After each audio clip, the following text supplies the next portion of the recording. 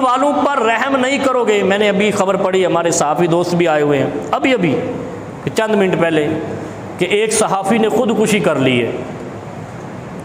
एक बहुत बड़ा व्हाट्सएप ग्रुप है कराची वालों का, उसमें उन्होंने खबर जारी की, सहाफ़ी भी बड़ी अखबार का है, यानी पाकिस्तान की बड़ी टॉप 3 अखबारों में से एक अखबार का है, टॉप 3 अखबारों में से।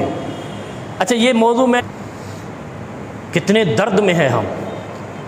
सहाफ़ी ने खुदकुशी कर ली, क्यों जी? 6 बच्चे हैं, छोटे छोटे बच्चे हैं, महंगाई बहुत है, और अपने आप को सहाफ़ी कहता है। मैंने तो वैसे वहाँ लिखा, मैंने कहा शर्म आनी चाहिए, पढ़ा लिखा आदमी और खुदकुशी कर ली, हराम मौत मर गया, दुनिया भी जहन्नम थी, आखिरत भी जहन्नम बन गई, बस सिर्फ कल्टी हुआ है। एक डंपर से दूसरे डंपर में, एक डंपर के नीचे था, दूसरे डंपर के नीचे आ गया, दुनिया के अज़ाब में था, दूसरे अज़ाब में चला गया। कोई बख्शिश नहीं ऐसे शख्स की जो बेहौसला, नाकाबिले बर्दाश्त हो जाए। इसलिए ये बहुत जुल्म की बात है। और फिर आपको एक बात और बता दूं, जो मैंने हदीस पढ़ी है ना, इरहमु मन फिल अर्ज़ यरहमुकुम मन फिस समा, ज़मीन वालों पर रहम करो। हम आपस में मोहब्बतें बढ़ा दें, कोई माई का लाल महंगाई कर ही नहीं सकता। हमारी मोहब्बतों और नफ़रतों से रिज़्क़ उठ चुका है। हमारे बाहमी आपस में नफरत करने से, बुग़्ज़ करने से, जो दिल की बीमारियां हैं, बुग़्ज़ और कीना और हसद, ये जब हमारे दिलों में आया, रिज़्क़ उठ गया। और ये होता कब है? हसद पता किसको कहते हैं? दूसरे की इज़्ज़त पे जलना, इसे कहते हैं ना।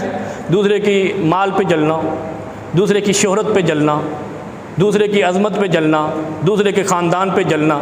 तो जब तेरा काम ही जलना, हर बंदा दूसरे से जल रहा है, तो रिज़्क़ तो जल गया तुम्हारा, रिज़्क़ तो फना हो गया उस सूरत में जब आपने अपने दिल के अंदर हसद रखा है। जब रिज़्क़ जला है तो ऊपर से महंगाई मुसल्लत हुई है। लेकिन हुकूमत के लिए भी यही कहना चाहिए कि तुम ज़मीन वालों पर रहम करो, अल्लाह तुम्हारे लिए असबाब बनाएगा कि चीज़ें गिरां फरोशी से अर्ज़ां फरोशी पर आएंगी। और अगर तुम ज़मीन वालों पर ये वसाइल नहीं बनाओगे तो अल्लाह सिर्फ हुकूमतें नहीं लेगा, इज़्ज़तें भी वापस ले लेगा। वो ली हुई है ना पुरानों की। इसलिए ज़मीन वालों पर रहम का सलूक करो, अल्लाह आसमानों से तुम्हारे साथ रहम वाला सलूक करेगा और तुम्हारी इज़्ज़तों में इजाफ़ा करेगा।